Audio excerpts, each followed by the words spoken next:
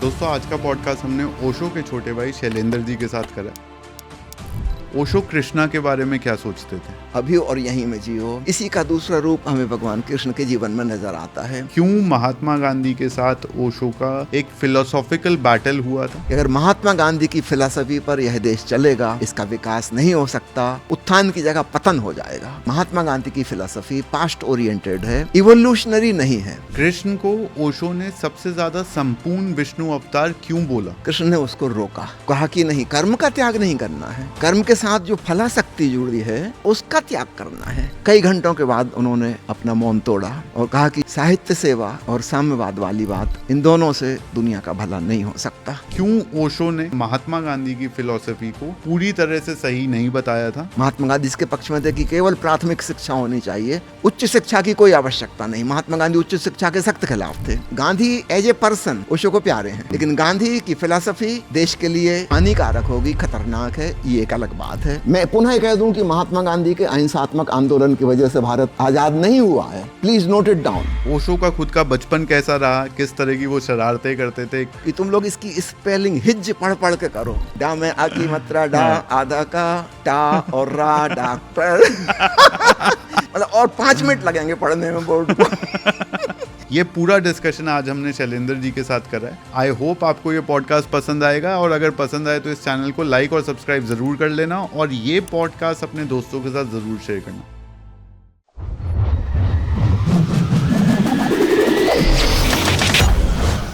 स्वामी जी, पहले तो बहुत बहुत धन्यवाद, आपने समय निकाला हमारे लिए। और मैं खुद ओशो साहित्य के बारे में काफ़ी मैंने पढ़ा है, तो इसलिए मेरी बहुत रुचि थी इस सब्जेक्ट में। काफ़ी सारे ऐसे सवाल भी जो नए लोग स्पिरिचुअलिटी की तरफ अब बढ़ रहे हैं, जेनजी के लोग, उनके काफ़ी सारे ऐसे सवाल हैं जो शायद आज के पॉडकास्ट में अगर हम क्लियर कर दें तो उन लोगों के लिए बहुत आसान हो जाएगा इसको समझ पाना और इस फिलॉसफी में एक तरह से मग्न हो जाना। तो आज के पॉडकास्ट में स्वामी जी यही आपसे रिक्वेस्ट है, खुले मन से। मैं भी आपका स्वागत करता हूँ इस इंटरव्यू के लिए, और निश्चित रूप से ऐसे सारे सवाल आप रखिए जो दर्शकों के काम आ सकें। स्वामी जी, ये बताइए कि भगवान श्री कृष्ण के बारे में विशेष तौर पे ओशो ने काफ़ी कुछ लिखा जी। और उनको एक तरह से एक अलग दर्जे पे रखा, एक अलग पेडेस्ट्रियल पे रखा कि क्यों कृष्ण अलग हैं किसी भी और भगवान से, उसकी क्या वजह थी? चलिए, सितंबर का महीना चल रहा है। भगवान कृष्ण की जन्माष्टमी सन 1970 में सितंबर के ही महीने में थी, और उस समय ओशो कुल्लू मनाली में शिविर ले रहे थे। उसका टाइटल रखा गया था कृष्ण मेरी दृष्टि में। तो बहुत सारे सवाल पूछे गए उनसे भगवान कृष्ण के जीवन के बारे में और उनके कर्म जीवन के बारे में भी, और ओशो ने जो अद्भुत उत्तर दिए हैं वो अनूठे हैं। देखिए, अन्य अवतारों को हिंदुओं ने अंश अवतार कहा है, परमात्मा का एक रूप, एक एस्पेक्ट उनमें झलका है। भगवान कृष्ण की जो अद्वितीयता है, अनूठापन है, उनको पूर्ण अवतार कहा गया है। 16 कलाओं से संपन्न, उनमें सब कुछ समाया हुआ है। अन्य अवतार हैं, मान लीजिए भगवान राम हैं, मर्यादा पुरुषोत्तम उन्हें कहा जाता है। अच्छा पक्ष है ना, एक सज्जन पुरुष हैं, साधु व्यक्ति हैं, बिल्कुल बुराई कोई से भी नहीं है। हाँ। भगवान कृष्ण में ऐसा नहीं है, अच्छाई बुराई है ना। परमात्मा में तो सब कुछ है, दिन है तो रात भी है, अंधेरा है तो उजाला भी है, जन्म है तो मृत्यु भी है, तो सब कुछ उनमें है। वो सज्जन प्रेम भी कर सकते हैं और शस्त्र भी उठा सकते हैं लड़ने के लिए, बांसुरी भी बजा सकते हैं, सुदर्शन चक्र भी घुमा सकते हैं, झूठ भी बोल सकते हैं, बेईमानी भी कर सकते हैं, सत्य भी बोल सकते हैं, सब कुछ है उनमें। तो परमात्मा का अर्थ होता है इंक्लूसिव ऑफ ऑल, है ना। हम पूरे अस्तित्व को देखें तो इसमें सब कुछ है, अच्छाई भी है, बुराई भी है, शुभ और अशुभ दोनों हैं। अन्य हम जिनको अच्छे लोग कहते हैं, महापुरुष कहते हैं, है ना, उनमें हम एक पक्ष देखते हैं परमात्मा का, अच्छा वाला, है ना। भगवान कृष्ण इसमें भेदभाव नहीं करते, है ना। उनका पूरा व्यक्तित्व जो है बड़ा कंट्राडिक्टरी है ना। वो वचन भी दे सकते हैं, लेकिन पक्का नहीं है कि निभाएंगे, तोड़ भी सकते हैं। हाँ। अश्वत्थामा मर गया वाला जो पूरा वो था सीन था, उसमें उन्होंने पूरा ये दिखाया कि तो पूरा जो कृष्ण का जीवन है वो लीलामय है, खेल जैसा है, जैसे छोटे बच्चे खेलते हैं। कोई सीरियस इशू, कोई गंभीर मामला नहीं है। भगवान राम है, अत्यंत गंभीर है। एक धोबी ने कह दिया सीता के बारे में कुछ, तो उन्होंने अपनी पत्नी को जंगल में छुड़वा दिया। मामला बहुत गंभीर है ना, is too much serious. Krishna के समय मान लो ऐसा कुछ होता तो या तो कृष्ण अपनी पत्नी को लेकर खुद ही चले जाते या क्या करते, इट इज अनएक्सपेक्टेड, है ना। कृष्ण का व्यक्तित्व जो है उसकी कोई भविष्यवाणी नहीं की जा सकती, वो किस स्थिति में क्या करेंगे। राम के बारे में हम सुनिश्चित रूप से प्रेडिक्टेबल हैं कि इस स्थिति में वो क्या कहेंगे, क्या करेंगे। सबसे मज़ेदार बात, जैसे कि अर्जुन को उन्होंने समझाया कि युद्ध कर, अपना कर्म कर। अर्जुन कह रहा था कि मैं चला छोड़ के, मुझे नहीं लड़ना। हाँ। और यही भगवान कृष्ण जिन्होंने कर्म करने की प्रेरणा दी और अर्जुन को लड़ाया, खुद अंत में रणछोड़दास जी बन गए। दिस इज टोटली अनप्रेडिक्टेबल, है ना। वो क्या करेंगे, तो ओशो की दृष्टि में निश्चित रूप से उनकी एक अलग महत्ता है। वह महत्ता भगवान बुद्ध में दिखाई नहीं देगी, भगवान राम में दिखाई नहीं देगी, भगवान महावीर में दिखाई नहीं देगी। अपन ये उम्मीद नहीं कर सकते कि भगवान बुद्ध झूठ बोलेंगे। अपन ये उम्मीद नहीं कर सकते कि महावीर किसी दिन अस्त्र शस्त्र उठा लेंगे और लड़ेंगे। नहीं, अहिंसा परमो धर्म, तो फिर वो टू द एक्सट्रीम खींच लेंगे, है ना। भगवान श्री कृष्ण के बारे में ओशो ने एक और चीज़ कही कि ये जैसे जैसे समय बीतता जाएगा तब हम उनको और समझते चले जाएंगे, जैसे जैसे ये कलयुग में हम आगे बढ़ेंगे। अभी जिस एक सोसाइटी की भी एक लेवल ऑफ अंडरस्टैंडिंग होती है, उस लेवल ऑफ अंडरस्टैंडिंग पे अभी सोसाइटी नहीं है कि वो पूरी तरह से कृष्ण को समझ पाए जी। ये चीज़ ओशो के बारे में भी कही जाती थी कि वो शायद अपने समय से काफ़ी आगे हैं जी।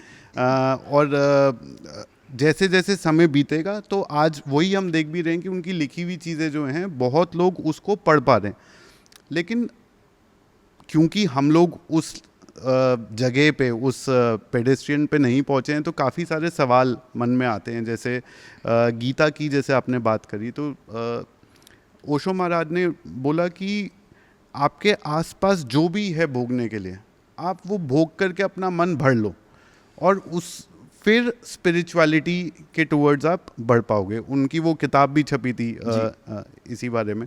तो क्या अगर हम कृष्ण का भी जीवन देखें तो उन्होंने भी इसी तरह से कहीं ना कहीं जैसे आपने कहा कि बहती हुई नदी की तरह थे, तालाब की तरह, कोई एक सेट मर्यादा में नहीं, लेकिन जो उस समय ठीक लग रहा है, जो उस समय के कर्म के हिसाब से ठीक है, वो उन्होंने करना सही समझा। End goal is more important than how you reach the end goal. ये कृष्ण का बारे में कहा जाता है कई बारी कि अगर आपको पता आप धर्म के रास्ते पे हो तो किस तरीके से आप अपना गोल अचीव करोगे वो ज़्यादा इम्पोर्टेंट नहीं है, आप गोल अचीव करोगे ये ज़्यादा इम्पोर्टेंट है। तो इसके ऊपर आपका क्या सोचना है?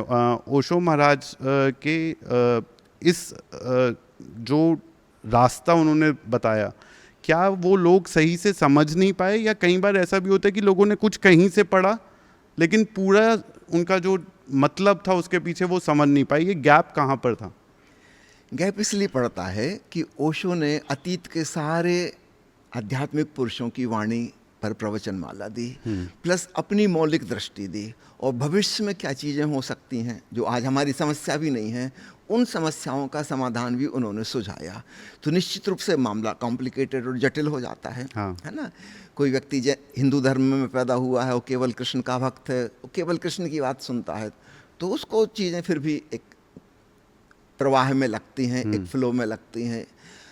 अब इसमें अगर वो लाओ त्सु की वाणी भी सुन ले, चीन के संत की, और सूफी फ़कीरों की भी सुन ले, और जापान के जैन फ़कीरों की भी सुन ले, और जो कृष्ण के ठीक विपरीत हैं, मान लो जैन धर्म ही है, कृष्ण के ठीक विपरीत, और उसके तरफ के पक्ष भी सुन ले, उनके तर्क भी सुन ले, तो कन्फ्यूज्ड हो जाएगा।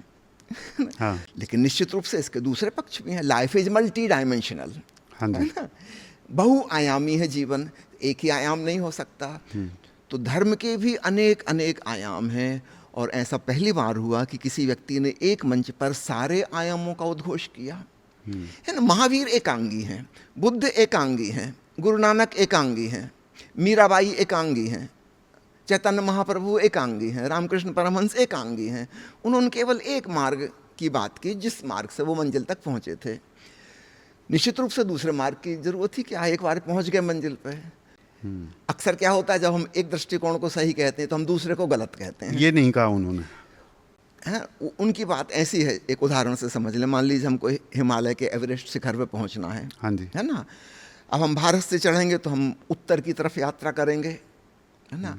कोई चीन की तरफ से आएगा तो दक्षिण की तरफ मुख करके चढ़ेगा, कोई नेपाल से अफगानिस्तान से चढ़ेगा तो निश्चित रूप से उनकी दिशा भिन्न होगी, उनके मार्ग के पथ का वर्णन अलग होगा। स्टार्टिंग पॉइंट बिल्कुल अलग थे, है ना। रास्ता बिल्कुल अलग था, रास्ते की मुसीबतें और उनसे निपटने के तरीके अलग थे। तो हम जिसको संप्रदाय कहते हैं वो है रास्ता। संप्रदाय का मतलब होता है मार्ग, है ना।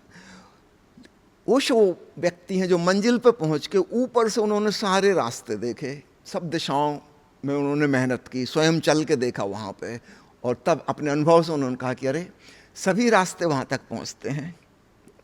ये एक नई घटना है। ऐसा पहले एक छोटा सा प्रयोग रामकृष्ण परमहंस ने किया था, लेकिन चूँकि वो केवल बंगाली भाषा ही जानते थे, एक छोटे से गांव के रहने वाले ग्रामीण अनपढ़ व्यक्ति थे, वो उस बात को बहुत विस्तार से उजागर नहीं कर सके। ये प्रयोग उन्होंने किया था सबसे पहले, तो credit goes to Ramakrishna Paramahamsa. उन्होंने सूफी मार्ग को भी अपनाया। 6 महीने के लिए वो मस्जिद में जाकर रहे, काली के मंदिर को भूल ही गए, मुसलमानों की तरह 5 बार नमाज पढ़ते थे। फिर उन्होंने कहा अरे ये रास्ता भी सही है। फिर उन्होंने सखी संप्रदाय की साधना की जो बंगाल में प्रचलित है, और उन्होंने पाया कि ये भी सही है, हाँ। है ना। एक गुरु थे उनके तोतापुरी, उन्होंने वेदांत के द्वारा परमात्मा तक पहुंचाया, उनका ये भी सही है। तो सिर्फ काली की पूजा ही सही नहीं है, अंततः हम वहीं पहुंच गए। तो रामकृष्ण परमहंस ने, उनको हम पायोनियर कह सकते हैं, उन्होंने पहला कदम इस दिशा में उठाया था कि ओशो ने उस प्रयोग को और व्यापक रूप दे दिया। तो अब ओशो के पढ़ने वालों के साथ मुश्किल ये है, अगर वो एक पक्ष पढ़े, समझो किसी ने भक्ति मार्ग पर ओशो का साहित्य पढ़ा जो कि विशद साहित्य है, हाँ। हो सकता है उसको समय ही ना मिले दूसरा मार्ग की किताब पढ़ने का, और वो उसमें रम जाएगा, उसको लगेगा यही सब कुछ है। लेकिन उसको पता नहीं ओशो ने भक्ति के खिलाफ भी बोला है। जब योग समझाएंगे, तंत्र समझाएंगे, महावीर का मार्ग समझाएंगे, मोक्ष की सीढ़ियाँ, बुद्ध का मार्ग बताएंगे, तो वहाँ भक्ति बिल्कुल नहीं आएगी। तो मार्ग वो भी सही है, मार्ग ये भी सही है, दोनों मंजिल तक जाते हैं। तो जिसको जो उचित लगे, प्यारा लगे, आपको भा जाए, है ना, हाँ। अपने रुचि रुझान के अनुसार आप उस मार्ग पर चल सकते हैं। ये उस समय आपने अहिंसा की भी बात करी, और जब हम आध्यात्म और राजनीति को जोड़कर देखते हैं तो ओशो से पहले जो आए थे महात्मा गांधी थे, और उस समय एक टाइम ऐसा था कि किसी के लिए भी वो उस फिलॉसफी को चैलेंज करना बहुत मुश्किल था। लेकिन ओशो ने कई जगह पे कहीं ना कहीं एक कॉन्ट्ररी पॉइंट ऑफ व्यू दिया। उस पे आज जब आप देखते हैं इतने समय निकलने के बाद, तो आप क्या सोचते हैं उस पर? सन 1969 की बात है, महात्मा गांधी की जन्म शताब्दी मनाई जा रही थी, और उस समय उनके जन्म स्थान अर्थात गुजरात से ही ओशो ने वह प्रवचन माला शुरू की थी। बड़ा हंगामा खड़ा हुआ था। ये वही साल था जिस साल सरकार ने तय किया था कि करेंसी नोटों पर महात्मा गांधी की तस्वीर होगी, तस्वीर छपेगी। हाँ जी। और ओशो ने महात्मा गांधी के खिलाफ आवाज़ उठाई। उस किताब का नाम है गांधी, भारत गांधी और मेरी चिंता। अस्वीकृति में उठा हाथ, उसमें ओशो का हाथ बना हुआ है कवर पेज पे, अस्वीकृति में उठा हाथ, आई डोंट एक्सेप्ट, है ना। और ओशो ने अपनी चिंता व्यक्त की कि अगर महात्मा गांधी की फिलॉसफी पर यह देश चलेगा, इसका विकास नहीं हो सकता, उत्थान की जगह पतन हो जाएगा। और ओशो ने सैकड़ों तर्कों से 2500 लोगों के सवालों के जवाब दिए और सिद्ध किया भली भांति कि महात्मा गांधी की फिलॉसफी पास्ट ओरिएंटेड है, इवोल्यूशनरी नहीं है, यह विकास में सहयोग नहीं करेगी, यह हमारे देश को पिछड़ा देगी, हम आदिवासी हो जाएंगे। और इसका सबसे बड़ा प्रमाण मैं आपको अब बता दूं, उस समय तो नहीं था। महात्मा गांधी का बेटा जिसने आग्रह किया था कि मैं भी आपकी तरह इंग्लैंड जाके वकालत पढ़ूंगा, महात्मा गांधी ने उसको कहा कि नहीं, प्राइमरी स्कूल से ज़्यादा पढ़ने की कोई ज़रूरत नहीं है। महात्मा गांधी इसके पक्ष में थे कि केवल प्राथमिक शिक्षा होनी चाहिए। उस समय 4th क्लास तक को प्राइमरी स्कूल कहा जाता था। उच्च शिक्षा की कोई आवश्यकता नहीं। महात्मा गांधी उच्च शिक्षा के सख्त खिलाफ थे। वे हर उच्च चीज़ के खिलाफ थे। ऊपर के कपड़े भी नहीं पहनते थे, नीचे के पहनते थे। उनकी सोच हमें आदिवासी युग की तरफ ले जाती, जिसको वो कहते थे राम राज्य। वो राम राज्य नहीं, हम पाषाण युग में पहुंच जाते थे। वो कहते थे किसी फैक्ट्री की ज़रूरत नहीं, ट्रेन की ज़रूरत नहीं, पोस्ट ऑफिस की ज़रूरत नहीं। अगर उस समय मोबाइल होता तो समझो कितने नाराज़ हो गए होते वो। जब कुछ नहीं था, टेलीफोन नहीं था, टेलीविज़न नहीं था, तब वो पोस्ट ऑफिस तक के खिलाफ थे कि पोस्ट ऑफिस नहीं होना चाहिए, क्या ज़रूरत है, क्या कबूतर उड़ा के संदेश भेजे। उनकी सोच बहुत दकियानूसी थी, है ना। तो ओशो ने आवाज़ उठाई। याद रखिए, उनका बेटा क्यों नाराज़ होकर मुसलमान बन गया था। हरिदास से अब्दुल्ला उसने अपना नाम कर लिया था। महात्मा गांधी की इसी जिद्द की वजह से कि वो उसको इंग्लैंड पढ़ने नहीं भेजेंगे, उसको वकालत भी नहीं पढ़ने देंगे। भाई बेटा नाराज़ नहीं होगा क्या कि आप खुद तो पढ़े हो विदेश से और हमको नहीं पढ़ने दोगे। तो महात्मा गांधी की यह सोच, ओशो ने इसका खूब खिलाफत की और जो कुछ भी उन्होंने कहा है with perfect logic and arguments, आप उनका एक भी तर्क काट नहीं सकते, है ना। उन्होंने इकोनॉमी के बारे में, फाइनेंशियल वर्ल्ड, इंडस्ट्रियलाइजेशन, सारी चीज़ों की बात करी, सब चीज़ों की बात की है। तो चलिए, आज वो बातें कोई आउट ऑफ डेट हो चुकी हैं, है ना। ओशो ने जो गांधी के खिलाफ जो आवाज़ उठाई थी, कहीं ना कहीं वो भारत के कोने कोने में पहुंच गई और हम देखते हैं आज गांधीवादी कोई नहीं बचा। गांधी जी का अगर आने वाली जनरेशन से हम नाम पूछेंगे, वो कहेंगे अच्छा वो संजय दत्त की फिल्म में वही वाले गांधी, इससे ज़्यादा कुछ नहीं रह गया, दैट्स ऑल फिनिश्ड, है ना। तो ओशो ने एक बहुत महत्वपूर्ण भूमिका निभाई है इस देश को गांधीवाद से मुक्त कराने में। याद रखिए, Gandhi as a person Osho को प्यारे हैं, ये भी क्लैरिफाई कर रहा था उन्होंने। लेकिन गांधी की फिलॉसफी देश के लिए हानिकारक होगी, खतरनाक है, ये एक अलग बात है ना। तो ओशो ने दोनों बातें कही हैं, जो अच्छे बातें थीं वही भी उजागर की हैं विभिन्न प्रवचनों में। लेकिन उनकी अप्रोच जो है non technical, unscientific, anti education, anti evolution, ये तो देश के लिए बहुत ही सुसाइड हो जाएगा देश का अगर इनकी बात मान ली तो। उन्नति होगी या नहीं, ये उनका बड़ी चिंता थी। नहीं ही होगी, कन्फर्म है। अगर गांधी जी की फिलॉसफी को लेकर चलें, उन्नति हो ही नहीं सकती, किसी प्रकार से नहीं हो सकती। हम बिल्कुल पिछड़ जाएंगे, दुनिया के साथ हम कंधे से कंधा मिला के नहीं चल सकते। वो अहिंसा को इतने लंबा खींच लिया उनने, भाई जब पाकिस्तान और चीन आक्रमण करेगा तब। तरुण जी ये बताइए, जब 1962 में चीन ने आक्रमण किया तब हम अपने सैनिकों से क्या कहते, भूख हड़ताल पे बैठ जाओ सीमा पे। जब 1965 में पाकिस्तान ने आक्रमण किया, हम अपने सैनिकों से क्या कहते, हमारा अनशन कर दो। चीन और पाकिस्तान वाले तो बहुत खुश होते हैं। हाँ। देखिए, अहिंसा काम नहीं आएगी, है ना। जब परमाणु बम गिरेगा अहिंसा काम नहीं आएगी, है ना। शस्त्र का जवाब शस्त्र से देना पड़ता है। हाँ, अहिंसा महात्मा गांधी की क्यों काम आ गई, अगर आप मानते हैं कि काम आई, मैं तो नहीं मानता, मैं बाद में चर्चा करूंगा। अगर आप मानते हैं कि काम आ गई, चूंकि अंग्रेज बहुत सभ्य, सुसंस्कृत, कल्चर्ड लोग थे। वे इस भूखे प्यासे दुर्बल आदमी को मार नहीं सकते थे, मरने नहीं दे सकते थे, है ना। वो सभ्य थे, सुसंस्कृत थे, इसलिए, है ना। आप यही उम्मीद अन्य दुश्मन देशों से नहीं कर सकते। वो तो बड़े खुश होंगे कि आप आमरण करो, खत्म हो जाओ, हम भी यही चाहते हैं, है ना। अंग्रेजों ने ऐसा नहीं होने दिया। याद रखिए, अंग्रेजों ने महात्मा गांधी को नहीं मारा, यद्यपि सबसे बड़े दुश्मन उनके वही थे। मुसलमानों ने नहीं मारा, आखिर एक हिंदू नहीं मारा।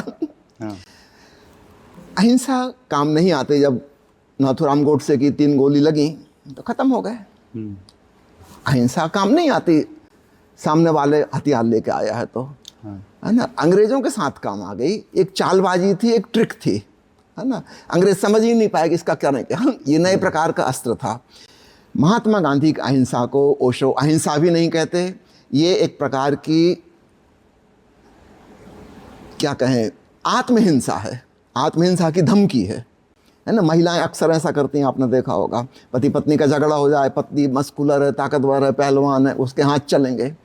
पत्नी की ताकत नहीं है कि हाथ पैर चला सके, जवान चलाएगी वो वो दूसरी ट्रिकें अपनाएगी, आंसू बहाएगी, छाती पीट लेगी, बाल खींच लेगी, भूखी रह जाएगी, खाना नहीं खाएगी, रो रही है, दर्द में तड़फ रही है। आखिर पति को झुकना पड़ेगा, सरेंडर करना पड़ेगा कि ठीक जो तुमको हो पसंद वही बात कहेंगे तुम दिन को कहो रात तो हम रात कहेंगे। सारांश में कि हे देवी उठ के खाना खा लो, है ना, तुम्हारी बात मान ले। सर इसका ये मतलब नहीं है कि स्त्री अहिंसक है, इसने दूसरे प्रकार से हिंसा की, इसने सेल्फ टार्चर वाली हिंसा की, इसने अपने आप को सताया और पति को झुका लिया आखिर, तो ये जीत भी गई, तो इसकी हिंसा ज़्यादा प्रबल साबित हुई। अगर पति सभ्य है तो, हाँ, अगर पति दुष्ट है, शराबी है, गुंडा लफंगा किस्म का, उसको कोई मतलब नहीं, भूखी मर रही, मरते रहो, भूखे यार सब आउट हो, तब काम नहीं आएगी इसकी ट्रिक। लेकिन पति अगर प्रेमपूर्ण है, सज्जन पुरुष हैं, तो इनके आंसू काम आ जाएंगे। तो दो प्रकार के हिंसक लोग हैं दुनिया में, एक है जो दूसरे की गर्दन दबाते हैं और एक है जो अपनी गर्दन दबाते हैं कि हम मर जाएंगे अगर हमारी बात नहीं मानी तो। दोनों ही कह रहे हैं कि हमारी बात मानो, बोथ आर वायलेंट। तो महात्मा गांधी अहिंसक नहीं हैं, वो एक दूसरे प्रकार की हिंसा कर रहे हैं, जोर जबरदस्ती अपने ऊपर करके कि मैं मर जाऊंगा अगर मेरी बात नहीं मानी। समझो अंबेडकर की और उनकी विवाद चल रहा था कुछ मुद्दों पे, ठीक है, और महात्मा गांधी आमरण अनशन पे बैठ गए। अब ये सवाल ही नहीं बचता अनशन करने के बाद कि किसकी बात तर्कपूर्ण है, लॉजिकल है। पूरा देश की सहानुभूति महात्मा गांधी के प्रति हो जाएगी कि वृद्ध आदमी बेचारा देखो वैसे दुर्बल पतला कमजोर बीमार, वो भूखा मर रहा है, और ये अंबेडकर उनकी बात नहीं मान रहा। अब देखना ये है मामला ही शिफ्ट कर दिया।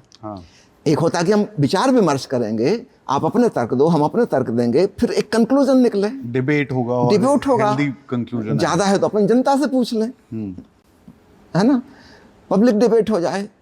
अब ये तो कोई तरकीब ही नहीं हुई कि अचानक उन्होंने पैंतरा ही बदल दिया कि हम तो आमरण अनशन पे बैठ गए और रोज खबरें छप रही हैं अखबार में, गांधी जी का इतने पौंड वजन कम हो गया, इतने पौंड वजन कम हो गया। आज डॉक्टरों ने कहा है कि उनकी किडनी फंक्शन ठीक से काम नहीं कर रही है, उनके ब्लड में ये खराबी आ गई है, वो खराबी आ गई है, कमज़ोर होते जा रहे हैं।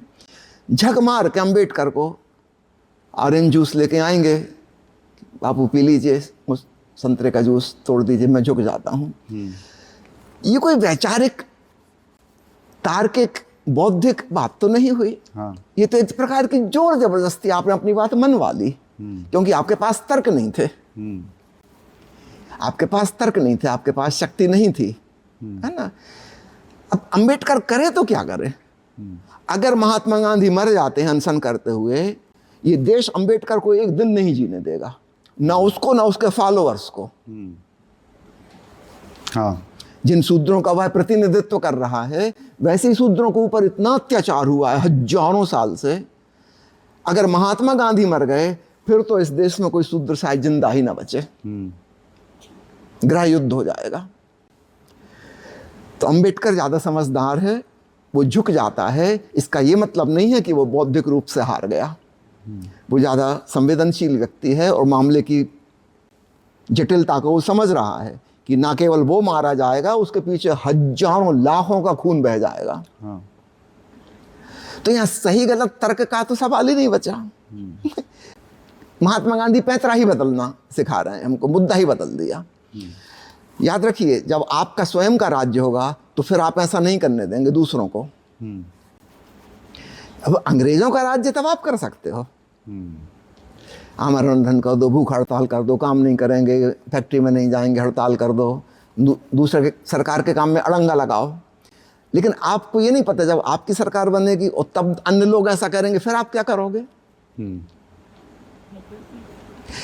ये तो कोई जीवन जीने की शैली नहीं हुई। तो इसलिए उस समय के लिए शायद वो ठीक था अनशन, लेकिन उसके बाद जब नहीं, उस समय भी ठीक नहीं था। जो गलत चीज़ है वो गलत ही रहेगी।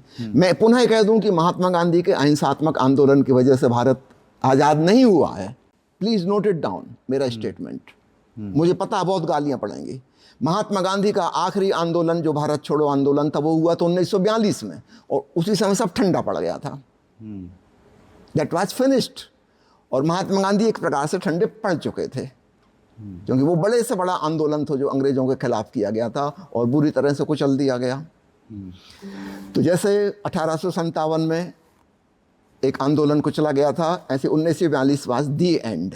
अब 1947 में हम आज़ाद हुए। क्या किसी आंदोलन का परिणाम 5 साल बाद आता है? 42 और 47 में लंबा गैप है, 5 साल का।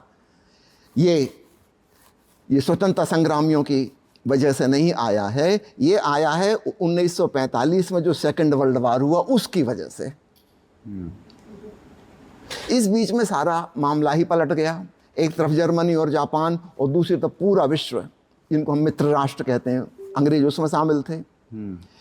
अब लड़ाई का मुद्दा बदल गया दूसरी जगह, और 45 के बाद यह सिद्ध हो गया कि ये जो साम्राज्यवाद चल रहा था, अंग्रेज आधी दुनिया पर कब्जा किए बैठे थे, स्पेन वाले बड़े हिस्से पर कब्जा किए बैठे थे, इन दो लोगों का साम्राज्य सारी दुनिया में था। अब ये नहीं चलेगा, बिकेम क्लियर, और अंग्रेजों ने जगह जगह से सत्ता छोड़नी शुरू की। उसी क्रम में भारत से भी वो चले गए। ये आज़ादी छीन के लिए आज़ादी नहीं है, ये भीख में दी गया हुआ दान है। हाँ, ये जो ओशो का पूरा इंटेलेक्ट था, ये कहीं ना कहीं कई बार ये बात आती है कि कहीं बचपन में जो उनकी नानी का इन्फ्लुएंस था उन पे, उसकी वजह से शायद उनकी रुचि बढ़ी स्पिरिचुअलिटी के टुवर्ड्स। ऐसा क्या अलग था उसमें? क्योंकि आप, हालांकि आप 24 साल छोटे हैं ओशो से, लेकिन आपका भी ननिहाल वही रहा होगा। ऐसा क्या अलग था जो इतना इतना गहरा उन्होंने इन्फ्लुएंस छोड़ा ओशो की लाइफ पे? 3-4 इन्फ्लुएंस की मैं चर्चा करना चाहूँगा। पहला इन्फ्लुएंस नाना नानी का था, और चूँकि मेरी माँ नाना नानी की इकलौती संतान थी, है ना, और ओशो पहले बच्चे थे, नाती उनके। मेरी माँ की उम्र बहुत छोटी थी, और बहुत छोटी उम्र में वो ससुराल में जाके सीनियर मोस्ट लेडी हो गई थी। हाँ। तो उनको ऊपर जिम्मेवारी बहुत थी। मेरे 2 चाचा थे, 2 बुआ थी, ग्रैंडफादर थे, तो परिवार की जिम्मेवारी, वो सब चाचा और बुआ सब माँ से छोटे थे। 13 साल की उम्र में माँ के ऊपर इतनी जिम्मेवारी आ गई। मेरी दादी की डेथ हो गई अचानक। तो अचानक मेरी माँ ने सब कुछ संभाला, जो कि बहुत मुश्किल, 13 साल की लड़की पूरा इतनी बड़ी गृहस्थी को संभाले। तो मेरे नाना नानी ने कहा कि छोटा बच्चा तुम नहीं संभाल पाओगे, तुम्हारे पास ऑलरेडी इतने काम हैं, है ना, इसका पालन पोषण हम करेंगे। और उनका जन्म भी ननिहाल में ही हुआ था, तो नाना नानी का विशेष लगाव, और चूँकि अन्य दूसरा कोई बच्चा उनका था नहीं, तो उन्होंने आग्रह किया कि हम लोग इसका पालन पोषण करेंगे। तो मेरे माता पिता राजी हो गए, उनके लिए भी यह ज़्यादा सुविधाजनक। सॉरी यार, आपका पॉडकास्ट मैंने इंटरप्ट कर दिया, लेकिन 80% आप में से जो लोग हैं वो चैनल को सब्सक्राइब नहीं करते हैं, बट पॉडकास्ट ज़रूर एंजॉय करते हैं। तो पहले उसके लिए थैंक यू। थोड़ी सी और हेल्प हो जाएगी अगर पॉडकास्ट को सब्सक्राइब कर लोगे, ताकि अगले पॉडकास्ट के बारे में आपको पता रहेगा, और हमारा पॉडकास्ट जो हम बहुत मेहनत से बना रहे हैं वो और ग्रो करता रहेगा। Back to your podcast now. आपको हैरानी होगी, ओशो मेरी माँ को माँ कह के नहीं पुकारते थे। अच्छा। क्या कहते थे? जब वो 7 साल की उम्र में माता पिता के पास आए, तो नेचुरली मेरे 2 चाचा और 2 बुआ माँ को भाभी कह के पुकारते हैं। हाँ। तो उन्होंने भी भाभी ही कहना शुरू किया। अच्छा। शुरुआत से, क्योंकि उसी संबोधन से सब लोग उनको पुकारते थे। तो फिर वो जिंदगी भर भाभी ही कहे, उनका भी माँ नहीं कहा। दुनिया की सारी स्त्रियों को संन्यास देते हुए उन्होंने माँ का नाम दिया, अपनी माँ को भाभी कहा। तो मैं वापस चलता हूँ कहानी पर। तो नाना नानी ने उनको पाला, और जैसा कि आप जानते हैं, आप अन्य कहानियों में भी देख सकते हैं दूसरे लोगों के जीवन में, जब ग्रैंडफादर ग्रैंड मदर, चाहे वो दादा दादी हों चाहे नाना नानी हों, जब वो पालन पोषण करते हैं तो वो टोटल फ्रीडम देते हैं। माता पिता अनुशासनबद्ध करना चाहते हैं, पढ़ाना लिखाना चाहते हैं, आगे के जीवन पे कुछ टारगेट लाड जो होता है थोप वो, देना चाहेंगे, हाँ। है ना, लड़का बिगड़ ना जाए, ये ना हो जाए, हाँ। वो ना हो जाए। और दादा दादी जो हैं वो देते हैं फ्रीडम, नाना नानी कि बेटा जो करना है कर। हाँ। नाना उनको प्यार से राजा कह के पुकारते थे और राजा की तरह उन्होंने पाला पोसा, है ना। जो ओशो को करने का मन हो उन्होंने सपोर्ट किया, है ना। ऐसा अक्सर आप दूसरों भी देख सकते हैं जहाँ नाना नानी ने हाँ, पाला। आजकल वो बड़ी कॉमन सी प्रॉब्लम है कि नाना नानी या दादा दादी फोन दे देते हैं अपना, जो माँ बाप नहीं देते, बच्चे स्क्रीन देखते हैं है ना? उसमें। हाँ। वो लोग बड़ा लाड़ प्यार करते हैं, है ना। वो माता पिता बहुत अनुशासनबद्ध करना चाहते हैं, बच्चे को सभ्य बनाना चाहते हैं, और नाना नानी के पास खूब फ्रीडम मिलती है। तो ओशो जितना बिगड़ सकते थे उनको बिगड़ने की भी पूरी आ जाती थी, है ना। एक नौकरी उनके साथ रख दिया था नाना जी ने, भूरा उसका नाम था। उनको घोड़े का शौक था तो घोड़ा ले दिया था, है ना। जहाँ जाना हो जाओ, जो करना हो करो, है ना। तो ओशो खूब नटखट हो गए, है ना। फिर नाना जी की मृत्यु हो गई अचानक। ओशो को बहुत बड़ा सदमा लगा, तब उनकी उम्र 7 साल थी, है ना। और नानी फिर अकेली वहाँ रह नहीं सकती थी, तो वहाँ की सारी ज़मीन जायदाद डिस्पोज करके वो फिर हमारे पिताजी के गांव गाडरवारा में आ गई। वहाँ एक किराए का मकान लेके वो रहने लगी। तो ओशो अक्सर नानी के पास ही रहते थे, क्योंकि उन्होंने एक्चुअली उन्हीं को माँ की तरह जाना, है ना। माँ को तो भाभी के रूप में उन्होंने जाना, तो अक्सर उन्हीं के घर में रहते थे। तो नानी के लाड़ प्यार में, है ना, ओशो खूब नटखट हो गए। और हमारे पिताजी की धारणा थी कि बच्चों के खेलने के दिन होते हैं, बचपन के, पढ़ाई लिखाई तो बाद में हो जाएगी। तो 10 साल तक उनको स्कूल भी नहीं भेजा गया। तो 10 साल में ओशो उस समय दूसरे लोगों की दृष्टि में बिल्कुल शैतान हो गए। हाँ। सबको सताना, तंग करना, परेशान करना, लेकिन जो वो करते थे वो बड़ा लॉजिकल होता था। उदाहरण देंगे? चलिए एक उदाहरण दे दो। मान लीजिए एक नया डॉक्टर आया, उसके यहाँ बोर्ड लगाया गया कि जो भी उनका नाम था, मुझे पूरा नाम याद नहीं, मान लीजिए डॉक्टर श्याम मनोहर गोत्रे, MBBS, मिलने का समय सुबह 8 से 12, शाम 6 से 8, ठीक है। हाँ। अब इसमें कोई क्या तंग करेगा? और ओशो का शैतानी दिमाग, उन्होंने अपने दोस्तों से कहा कि अपन इसका रोज खड़े होकर वहाँ बोर्ड पढ़ा करेंगे। अब शुरुआत कर दी। इनके 3-4 जो खास दोस्त थे, उनमें एक का नाम था कंछेदी लाल शुक्ला, है ना। बाद में उन्होंने ओशो की दीक्षा ली, उनका नाम हो गया स्वामी अज्ञेय सरस्वती। तो ये वहाँ खड़े हो जाएंगे और जोर जोर से पढ़ेंगे, डॉक्टर फलाने फलाने गोत्रे, MBBS, मिलने का समय 8 से 12, शाम 6 से 8। अब वो निकल के गए, दूसरा दोस्त आ गया, वो पढ़ेगा। अब वो डॉक्टर इरिटेट हो रहा है। हाँ।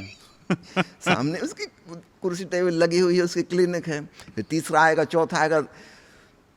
जब 2-3 दिन ये चला तो वो तो गुस्से में चिल्लाने लगा, गालियां बकने लगा, है ना। भाई ओशो का कहना था आपने बोर्ड क्यों लगाया?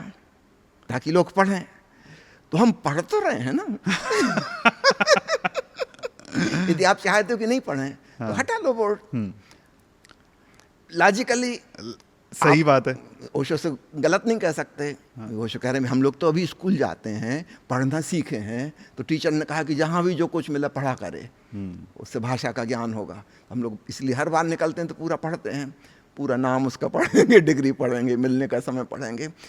अब सोचो उस आदमी पे क्या बीतेगी। अच्छा, फिर बच्चों को अगर पता लग जाए कि फलाना आदमी इस चीज़ से चिढ़ता है, फिर बार बार करेंगे, बार बार करेंगे। फिर वो दौड़ लगा रहा, उनके पीछे गाली देता हुआ भाग रहा। वो भाग गया, उत्तम दूसरा आ गया, वो पढ़ने लगा। वो इस तरफ भाग गया। आप किस वो दिन भर में कितनी बार इनके साथ करोगे?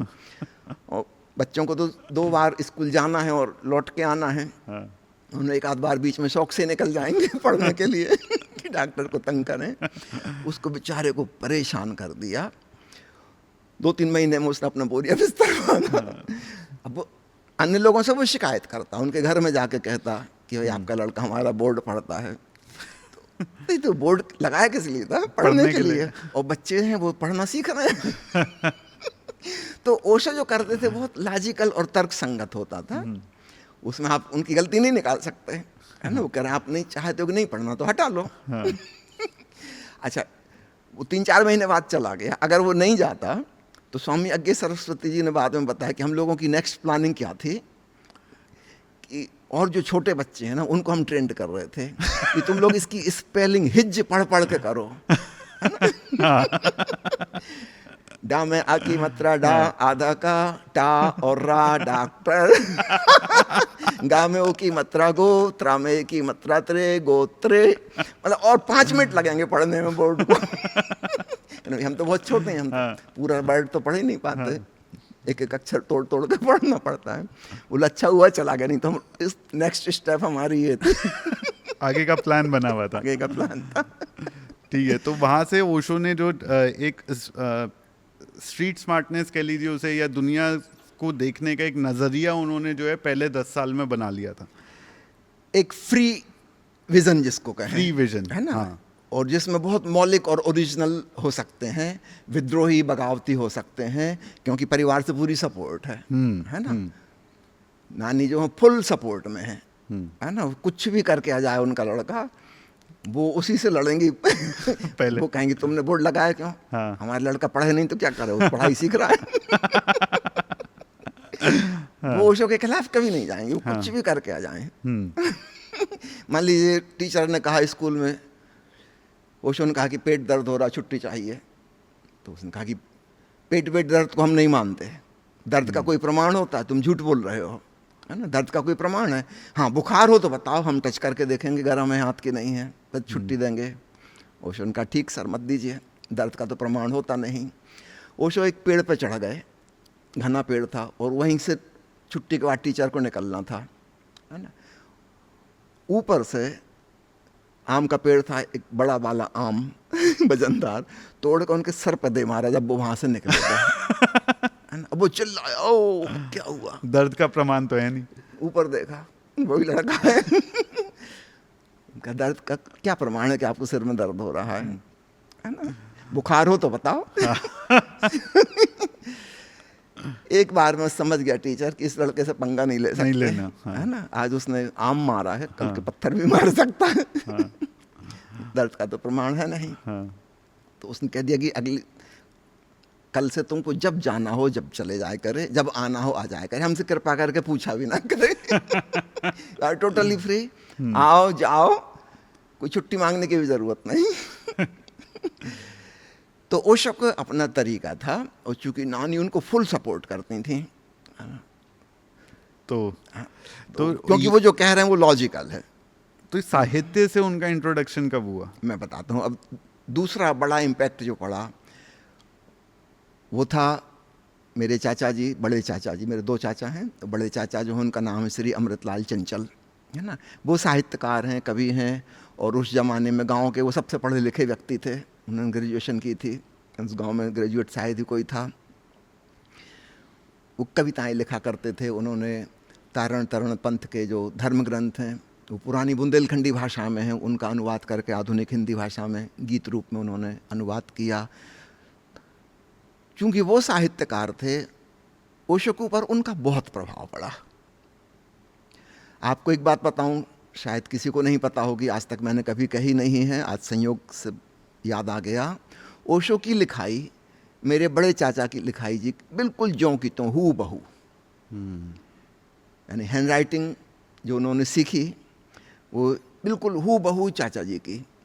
मतलब मुझे तो लगता है कभी कोई हैंड राइटिंग एक्सपर्ट मिलाना चाहे तो वो भी कंफ्यूज हो पाएगा। जाएगा किसका लिखा हुआ है। बिल्कुल ज्यों की त्यों, एग्जैक्टली वही बनावट अक्षरों की, है ना। तो बड़ी सुंदर लिखाई थी उनकी, और ओशो ने भी ठीक वैसा ही लिखना शुरू किया। ओशो की रुचि साहित्य में जागी, है ना। जैसे ही वो 3री-4थी क्लास में आए, पढ़ने लायक होगा, उन्होंने खूब पढ़ाई शुरू कर दी, है ना। लाइब्रेरी से किताबें ले के आते, और लाइब्रेरी का नियम था कि एक दिन में एक कार्ड होल्डर जो है वो ज़्यादा से ज़्यादा 2 किताब ले जा सकता है। 2 किताब में कहाँ ओशो का काम चलता है। उन्होंने 3 कार्ड बनवाए थे, एक खुद के नाम का, एक छोटे चाचा जी के नाम का और एक छोटे भाई का नाम का एक विजय कुमार जैन, एक शेखर चंद जैन और एक श्री रजनीश चंद्र मोहन जैन। 3 कार्ड में 6 किताबें इशू करवाते थे वो। उनकी पढ़ने की स्पीड बड़ी अद्भुत थी। तो बड़े चाची जी का खूब प्रभाव पड़ा, है ना। ओशो ने उस समय मैगजीन प्रकाशित शुरू करने की, आप आश्चर्यचकित होंगे, 5वीं 6वीं क्लास में मैगजीन, हाँ, उसके सारे आर्टिकल खुद ही ने लिखे, चित्र बनाए, पेंटिंग्स बनाई, है ना। उस समय साइक्लो स्टाइल हुआ करती थी चीज़ें, अब तो फोटोकॉपी होती है, उस ज़माने में फोटोकॉपी नहीं थी, तो साइक्लो स्टाइल करके वो सबको डिस्ट्रीब्यूट करना, है ना। उसमें उनके नाम का तो एक ही आर्टिकल रहता था, बाकी सब अपने दोस्तों के नाम के रहते थे, यद्यपि सब लिखे उन्हीं ने। पर ऐसा ना लगे कि एक ही इंसान लिख रहा है। तो एक पत्रिका का नाम मुझे याद है प्रयास, एक दूसरी पत्रिका का नाम याद है मुकुल। ये 2 पत्रिकाएं उस जमाने में इतनी छोटी उम्र में बनाते थे वो। उनको वाद विवाद प्रतियोगिता में भाग लेने का शौक था, और आप भली भांति समझ सकते, दुनिया का कोई व्यक्ति उनसे जीत नहीं सकता। हाँ। कई बार तो ऐसा होता था कि उस चीज के पक्ष में बोलेंगे तो भी वही जीतेंगे, और विपक्ष में बोलेंगे तो भी वही जीतेंगे। हाँ। दोनों तरफ से जीत सकते हैं वो। तो बड़े चाची का दूसरा इम्पैक्ट पड़ा। तीसरा इम्पैक्ट पड़ा छोटे चाचा जी का, जो मार्क्सवादी नास्तिक विचारधारा के थे और साम्यवाद के पक्ष में थे। तो ओशो ने मार्क्स की किताबें भी बड़ी छोटी उम्र में मिडिल स्कूल में ही पढ़ना शुरू कर दी थी, और वो उनके मन में बहुत गहरा इम्पैक्ट था कि समानता का अवसर हर व्यक्ति को मिलना चाहिए, वर्ग भेद नहीं होना चाहिए। मेरे दोनों चाचा स्वतंत्रता संग्राम में भाग लिए, दोनों जेल गए, और मेरे जो ग्रैंडफादर थे दादाजी, उन्होंने मेरे पिताजी को मना कर दिया था, खबरदार जो तुम इन चीज़ों में उलझे, घर कौन चलाएगा। हाँ। 3 बेटे हैं मेरे, 2 तो जेल में चले जाते हैं अक्सर बार बार। हाँ। घर गृहस्थी कौन चलाएगा, दुकान कौन चलाएगा, है ना। तो तुम्हारे बच्चे हो गए हैं तो उनकी देखभाल करो, तुमको राजनीति में बिल्कुल नहीं लगना है। लेकिन ओशो के ऊपर छोटे चाचा जी का बहुत इम्पैक्ट था, है ना। साम्यवादी विचारों से खूब प्रभावित थे। फिर मैं आपको एक घटना सुनाता हूँ, करीब 17 साल की उम्र की है ये घटना। ओशो के एक मित्र थे, श्याम सोनी उनका नाम था। उन्होंने लिखा अपने संस्मरण में कि रात को, चांदनी रात में हम लोग बैठे थे, पूर्णिमा की रात थी, नवंबर का महीना था।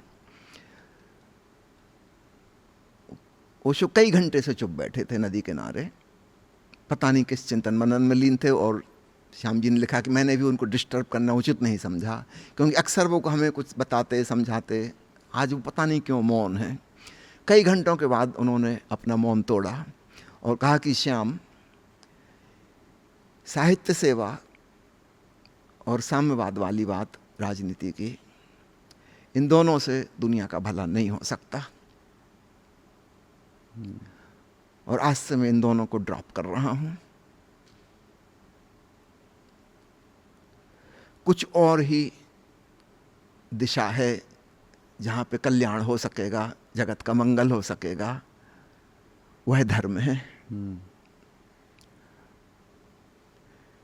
तो श्याम जी ने अपने संस्मरण में इस घटना को लिखा है, बाद में ये पत्रिका में भी छपा था, है ना। तो एक क्रांतिकारी मोड़ वहां से आया। तो एक प्रभाव नाना नानी का था, लाड़ प्यार वाला, है ना। दूसरा साहित्यिक प्रभाव था, उस समय ओशो जो डायरी लिखा करते तभी वो डायरी मौजूद हैं। उन्होंने जो भी पढ़ा है उसमें से शार्ट में 2-2 लाइन 3-3 लाइन के कोटेशन जैसे वो लिखा करते थे, या उनका अपना जो चिंतन मनन चला 2 लाइन में, बहुत शार्ट पॉइंट 2 लाइन की बात रहती थी उसमें ना, पॉइंटेड बात। पर वहाँ से उनको क्लैरिटी हो गई कि ये जो हम अभी तक करते आ रहे हैं कि साहित्य में जवाब ढूंढ रहे हैं, या फिर जो है इस तरह के संग्राम राजनीति के द्वारा, समाज व्यवस्था को बदल के, ये दोनों होंगे नहीं, ये दोनों नहीं होंगे। तो इसका कोई तीसरा रास्ता निकालना पड़ेगा। हाँ, उन्होंने कहा वह रास्ता धर्म है, है ना।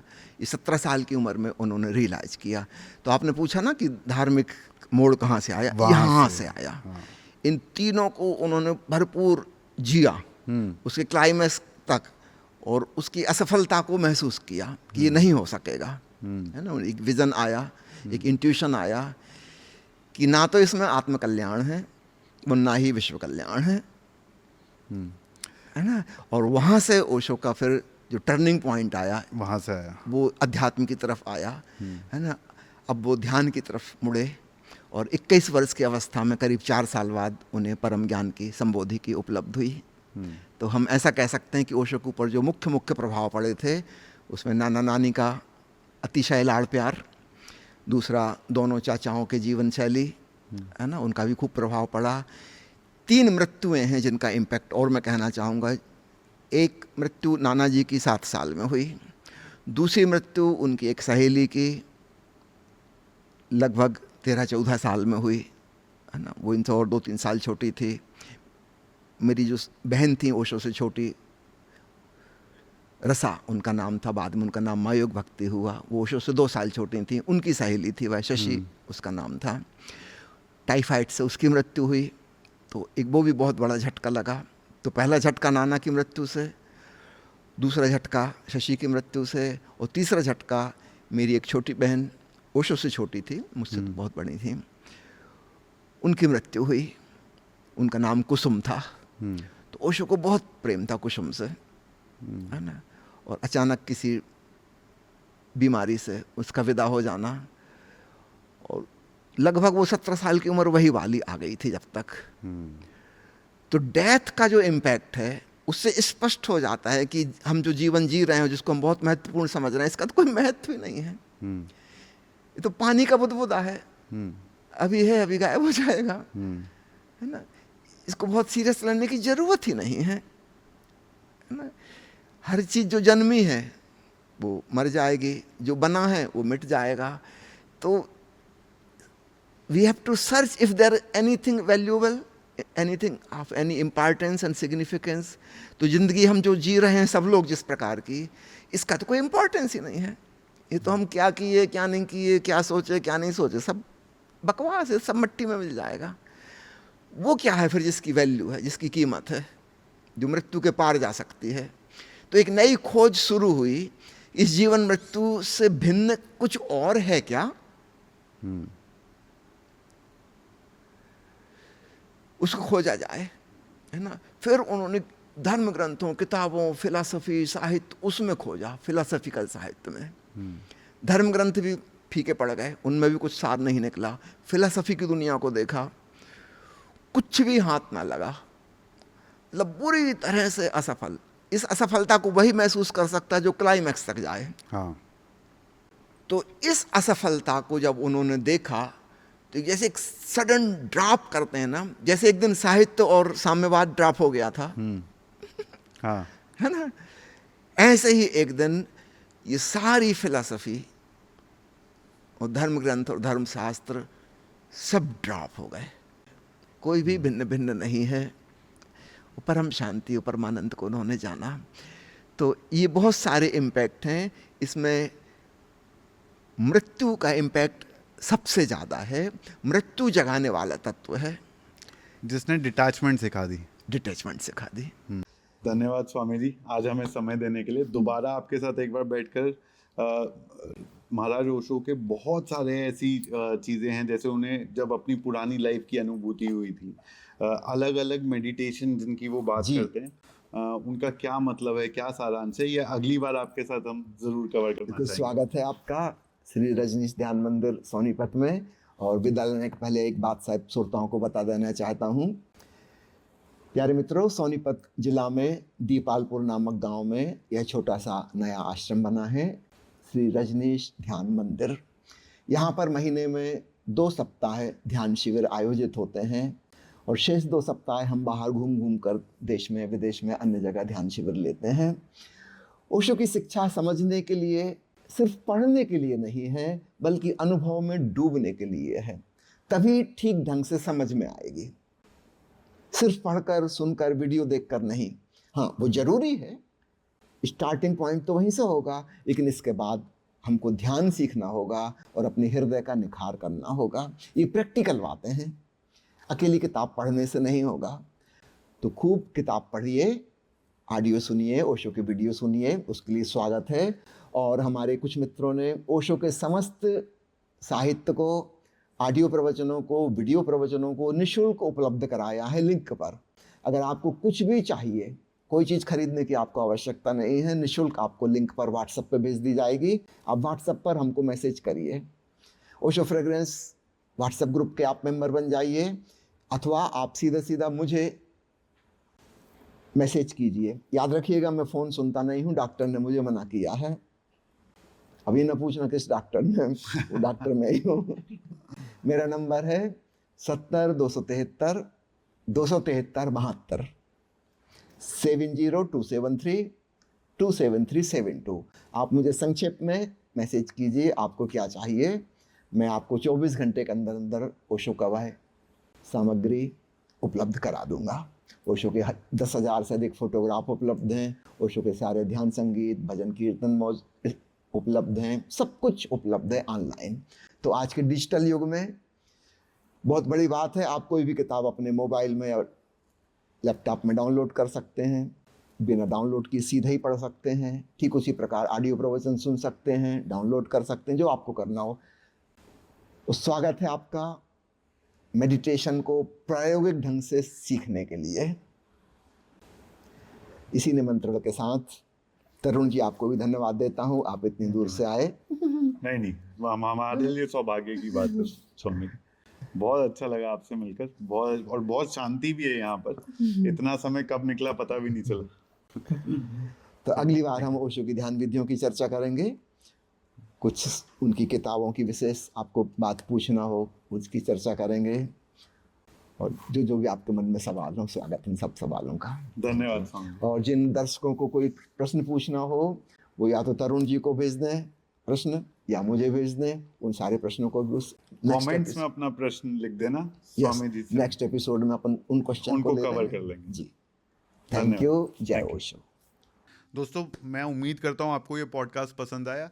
इसमें हाँ, कुछ कंट्रोवर्शियल चीज़ें बोली गई हैं। शैलेंद्र जी ने अपना पॉइंट ऑफ व्यू दिया है कुछ चीज़ों पे, जिसमें सही या गलत से ज़्यादा ये ज़रूरी है हमारे लिए कि एक लेफ्ट विंग और राइट विंग फिलॉसफी जो जिस तरीके से होती है, एक लेफ्टिस्ट पॉइंट ऑफ व्यू और राइटिस्ट पॉइंट ऑफ व्यू होता है, उस तरह से ये दो अलग अलग पॉइंट ऑफ व्यू हैं। दोनों पॉइंट ऑफ व्यू को सुनना और जानना मेरे ख्याल से ज़रूरी इसलिए है ताकि हम सही डिसीजन ले पाएँ अपने लाइफ, हमारे देश में क्या हो रहा है, गवर्नमेंट पॉलिसीज़ में क्या हो रहा है, उन सब को समझने के लिए दोनों पॉइंट ऑफ व्यू का सुनना और दोनों पॉइंट ऑफ व्यू को समझना ज़रूरी है। हम एज अ पॉडकास्ट कोई भी पर्टिकुलर पॉइंट ऑफ व्यू को सही या गलत बताने से ज़्यादा हमारा काम ये है कि हर तरीके का पॉइंट ऑफ व्यू आपके सामने लाना, ताकि आपको अपने लाइफ में क्या अप्लाई करना है और किस तरफ आपको पॉइंट ऑफ व्यू अपना बनाना है, उसका सही डिसीजन आप ले पाएँ। हम किसी भी तरह से एक फ़िलॉसफी को सही या सुपीरियर वर्सेस अदर नहीं बोल रहे हैं, बट हाँ, जितने फ़िलॉसफीज़ हैं उनको आपके सामने लाना हमारा काम ज़रूर है। आई होप आपको ये पॉडकास्ट पसंद आया हो, और अगर पसंद आया हो तो इसको अपने फ्रेंड्स और फैमिलीज़ के साथ ज़रूर शेयर करना, और इस चैनल को सब्सक्राइब कर लो और ऐसे ज़बरदस्त पॉडकास्ट